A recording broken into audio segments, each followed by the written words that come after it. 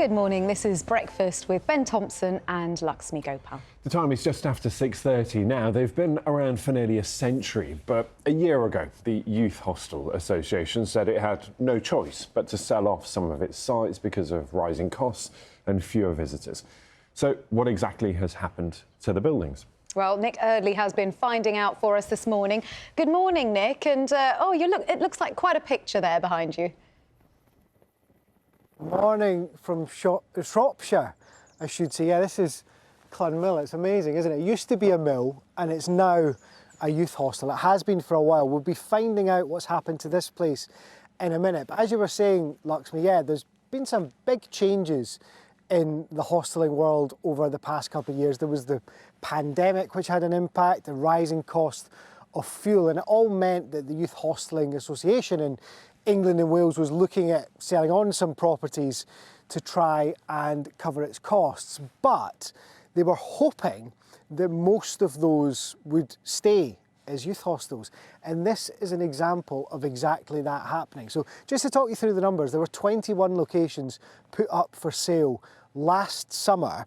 12 of them have now been sold, and half of that 12, so 6, are to franchises. So they're staying as youth hostels, which are still in the YHA portfolio, but run by independent businesses. People like, morning, Colin Trigg, so you've bought this place, this is yours now. Yeah. What attracted you to it? Yeah, I mean, obviously it's a stunning building, isn't it, in a beautiful location. But I bought one 3 years ago. So I already owned and do still own a youth hostel in the Peak District. So when they announced they were selling more, I just thought it'd be great to find another couple in nice locations. Now, if you're watching at home and you think you recognise Colin, it might be because we've seen one of your hostels on Breakfast before. Yeah. But tell me a bit about this place, because it does have a pretty amazing story, doesn't it? Yeah, it does, yeah. So built in 1772, so 250 years old, as a water mill. And it operated until 1932. And then ceased to operate, and the YHA just saw the opportunity to buy it and convert it to a hostel. I take it the mill's gone now. Well, it's interesting you say that, because not entirely. So some of the parts of the mill were so heavy and would be so difficult to remove that they left them in place and just built the bedrooms around it, just partitioned off the parts of the mill. Now, Colin, it's a while since I've been in a youth hostel.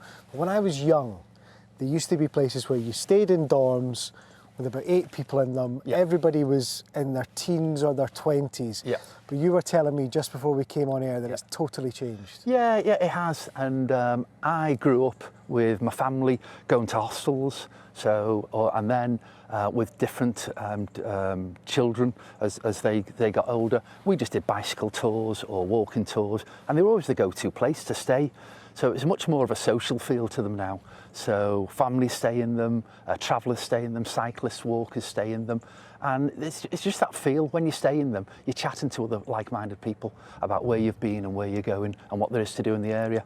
So really popular. All ages, all backgrounds, all different types of people. Yeah, absolutely, yeah. Now, I was quite surprised when we got here this morning. It was a bit darker than this. Mm-hmm.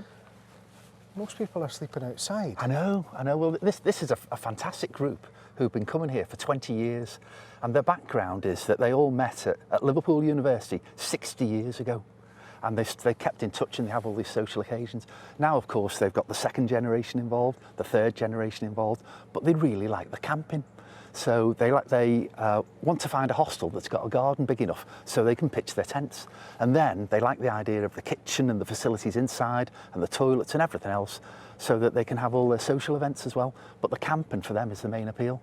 So most of the bedrooms are empty, and it's the tents that are full, which is odd. Well, I think they're going to be waking up in a wee while, and when they do, we'll try and have a chat with some of them. Guys, I just want to show you over here. This is the amazing view that they're going to be waking up to this morning. And it is absolutely lovely in this part of Shropshire. For now, though, we're going to go and get a cup of coffee, warm up, and once these guys have woken up, we will bring you a few more tales of why people love places like this. You've probably woken them up already, Nick, with your chatting. But that's okay. Yeah, I think that might be true. We tried to keep our voices down a wee bit, and we've got a wee bit distance, but yes, we've woken people up. Go and get them a coffee to make up for it, and we'll speak to you a little bit later. Thanks, Nick. Do you think that of all the places to camp, we've come to the one where there's a man jabbering Chatting away away. on the telly at 6:36 in the Yeah, morning? he better go and get us a round of coffees. That's what they'll be thinking, and I don't blame them.